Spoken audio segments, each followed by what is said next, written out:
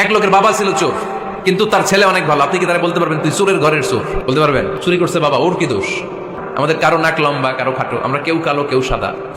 একটা মানুষ বেটে একটু শর্ট খাটো, তুমি তাকে ও বাইকটা এবার বলিও না, কিন্তু আমরা বলি কি বলি না? শুধু বাইকটা নেই, পারলে আরো কত খারাপ কথা বলি। কারোর সাথে মত পার্থক্য আছে, তার নামে একটা বিকৃত নাম দিয়ে দিই, ফেসবুকে তারা নিয়ে হাসাহাসি করি, বিভিন্ন জায়গায় বলি। এটা যে আরাম কাজ, এটা আমাদের হিতাহিত জ্ঞানী নেই। আমার মতের বিরুদ্ধে হলে তার বিরুদ্ধে সবই হালাল আমার কাছে, আমার নফস আমার কাছে সেটাই তুলে ধরেছে। তো কোরআন আমাদেরকে বলেছে বলা তানা বজবিলাল কাপ, কেউ কাউকে মন্দ নামে ডাকবা না। আমি দৃষ্টান্ত দিতে পারি অনেক, দিলে আপনারা অনেকে বুঝে যাবেন যে কাকে কি বলছে, আমি বলবো না। অনেক সময় আলেম আমাদের ক্ষেত্রে এটা হয় যে আমি কালেমে দেখতে পারি না, আমার মতের বিরুদ্ধে আমার দলের আলেম না, এই জন্য তার নামে একটা বাজে দিয়ে দিলাম। আমি এরকম 10টা এক্সাম্পল দিলে আপনারা খুব ভালো বুঝতেন, সুবিধা হইতো বুঝতে, কিন্তু বললে ওইটার প্রচারণা হবে, সেজন্য আমি বললাম না। এরকম নানান টাইটেল দিয়ে মানুষকে হেয় করা আমাদের সমাজে আছে না নাই? জায়েজ নাই। তাকে আপনি তার সুন্দর নামে ডাকবেন, দোষ থাকলে গঠনমূলক সমালোচনা করবেন। মন্দ নাম আপনি দিতে পারেন, উপাধি দিতে পারেন না, কিন্তু দেওয়া হয়। মনে করেন কথার কথা, আপনার বাসার একটা বৌমা আছে, এই বেচারির হয়তো তার একটা কোনো দুর্বল দিক আছে, আপনি তারে মন্দ সেই চরিত্রের কারণে, দোষের কারণে তার একটা নাম দিলেন। কি নাম দিলেন? কথার কথা ফাটাবাস বা মাইক আসছে বা এমন কিছু বললেন যে এই নামেই তারা সবাই ডাকাডাকি শুরু করলো। এগুলো আমাদের সমাজে আসে না নেই? হতে পারে তার দোষ আছে, সমালোচনা করেন, তাকে নসিহা করেন, কিন্তু সেটা না, তার ওই নামটা উঠাই দিল, ওই খারাপ নামেই সবাই তাকে চিনে।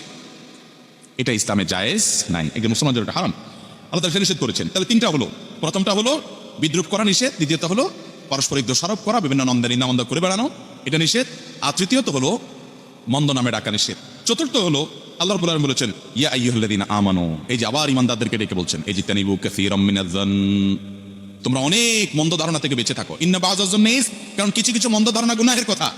আহারে, এই অপরাধের কথা যদি বলেন, তো আমি বলবো আমরা যারা ইসলাম চর্চা করি, মানে হুজুর মানুষ, আমাদের সবচেয়ে পছন্দের গুনাহ হলো এটা, খুব পছন্দের আইটেমের গুনাহ হলো এটা, মন্দ ধারণা করা।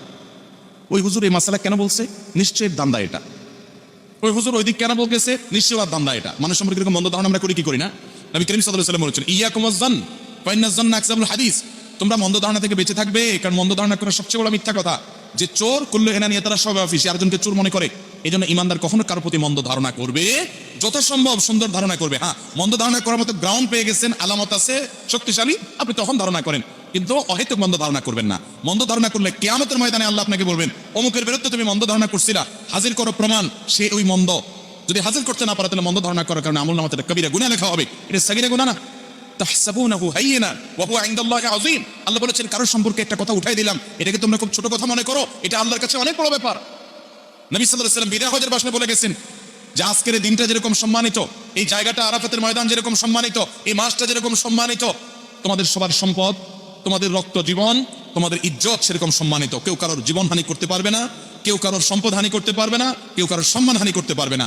আমরা বেশিরভাগ মানুষ কারোর টাকা মেরে খাই না, আলহামদুলিল্লাহ, চোর ডাকাত না, চিটার বাট পান না, আমরা বেশিরভাগ মানুষ খুনি না, মানুষ খুন করি না, কিন্তু প্রায় বেশিরভাগ মানুষ আমরা মানুষের চরিত্র অনন করি, সম্মান হানি করি, এই কবিরা গুনাহ করি। শয়তান আমাদের কাছে এটা কোনো দর্শনীয় বিষয় হিসেবে দেখায় না, আছে না নেই? আপনি কিন্তু মানুষ খুন করেন না, আপনি মানুষের টাকা চুরি করেন না, আলহামদুলিল্লাহ, কিন্তু আপনি কি করেন? একটা মানুষকে অসম্মান করেন, একটা মানুষের মর্যাদা নষ্ট করেন। এই রোগটা আমাদের মধ্যে আছে না নাই? একটা মানুষকে নিয়ে মন্দ ধারণা করেন, এটাতে তার অবমর্যাদা হয় কি হয় না? না। ইমানদার সবসময় তার একটা জিনিস দেখে খারাপ ধারণা করতে পারেন, আবার ভালো ধারণা করার গ্রাউন্ডও আছে, সে ব্যাখ্যা হতে পারে, সে 12টা ব্যাখ্যা করবে। এমনকি একটা কাজের 100টা ব্যাখ্যা, 99টা খারাপ, একটা ব্যাখ্যা ভালো হতে পারে, মুসলমান সেটাই করবে এবং সুধারণা পোষণ করবে, ইমানদার প্রতি ভালো ধারণা পোষণ করবে। আমরা কিন্তু সেটা করি না, আমরা তিল হলে তাল বানায় নিই এবং নিজের মনের মাধ্যমে মিশিয়ে মানুষ সম্পর্কে আমরা মন্তব্য করি। এগুলা মানুষের ভালো চরিত্র না। ভাই আমার, কোরআনের আলোকে আপনার চরিত্র আমার চরিত্র আসলে একটু আমরা মিলাই। আমরা কি মুসলমান? আমরা কোথায় দাঁড়িয়ে আছি? আমরা কি মুত্তাকি? এই কোরআন কোথায়, আমরা কোথায়? আল্লাহ আপনাকে আমাকে আত্মশুদ্ধি করার তৌফিক দান করুন। তাহলে সূরা হুজুরাতের তৃতীয় আলোচিত বিষয়বস্তু হলো 7টি মন্দ চরিত্র থেকে বাঁচাবার জন্য আত্মশুদ্ধির সংগ্রাম করতে সূরা হুজুরাতে আল্লাহ আমাদেরকে বলেছেন। তার প্রথমটি বলেছিলাম বিদ্রুপ না করা, কাউকে নিয়ে হাসাহাসি না করা। দ্বিতীয়ত হলো কাউকে প্রতি দোষারোপ করা অহেতুক, সেটা না করা। তৃতীয়ত হলো মন্দ নামে না ডাকা। চতুর্থ হলো কুদারণা না করা। আর 5 নম্বর হলো ওয়ালা তাজাসসু, ওয়ালা তাজাসসু, তোমরা মানুষের পেছনে লাগালাগি করিও না। মাশাআল্লাহ, এটা তো আমাদের খুব মজার একটা কাজ, তাই না? আমরা মানুষের পেছনে লাগতে খুব পছন্দ করি, খুব পছন্দ করি। 2 বন্ধু, 3 নম্বর বন্ধুর ব্যাপারে পিছিয়ে যায় তার একটা দোষ আবিষ্কার করার চেষ্টা করছে। ব্যাপার কি, ফেসবুকে এতক্ষণ কি করে? নিশ্চয়ই কোনো মেয়ের সাথে চ্যাটিং করে। এবার যায় খোঁচায় অহেতুক তার দোষটা বের করার চেষ্টা। এটা করে এবার আরেক দোস্তের বলে, দোস্ত পাইছি। কি পাইছো? আরে পাইছি আজকে। কারণ যে আরেকজনের পিছনে লাগছে, এটা খুব মজা পায় সে, তাই না? সে জানেও না, সে যদি যৌক্তিক কোনো গ্রাউন্ড থাকে ভিন্ন কথা, অহেতুক মানুষের পিছনে লাগালাই করে গুনাহের কথা। অনেকে আছে, অনেকের বক্তব্য পড়ে, বক্তব্য শুনে, তার লেখা পড়ে, উদ্দেশ্য দোষগুলো শুধু বাইর করাই তার উদ্দেশ্য, অর্থাৎ তার পেছনে লাগাটা উদ্দেশ্য, ব্যক্তিগত চরিত্রহানি করা উদ্দেশ্য আছে না? এগুলো আমাদের মধ্যে না। ইমানদার সেটা করবে না। ইমানদার মানুষের পিছনে লাগালাগি করবে না। আমি প্রায় সময় বলি, একটা হাদিস আজকে পৃথিবীতে সবচেয়ে মিসকিন একটা হাদিস। সে হাদিস কোনটা? নবী করিম সাল্লাল্লাহু আলাইহি ওয়াসাল্লাম বলেছেন, লা তাহাসাদু ওয়ালা তানাজাশু ওয়ালা তাদাবারু ওয়া কুনু ইবাদাল্লাহি ইখওয়ানা। তোমরা পরস্পর হিংসা করিও না, একজন আরেকজনকে প্রতারণামূলক কিছু করিও না, শত্রুতা করিও না, তোমরা একজন আরেকজনকে বয়কট করিও না, পিছন লাগালাই করিও না। আল্লাহর বান্দা ভাই হয়ে থাকো। আল মুসলিম আখুল মুসলিম লা ইয়াজলিমুহু ওয়া লা ইয়াখযুলুহু। মুসলমান ভাই হয়ে থাকবে, জুলুম করবে না, অপমান করবে না, অসম্মান করবে না। কোথায় আজকে এই চরিত্র? এগুলো কিতাবে আছে।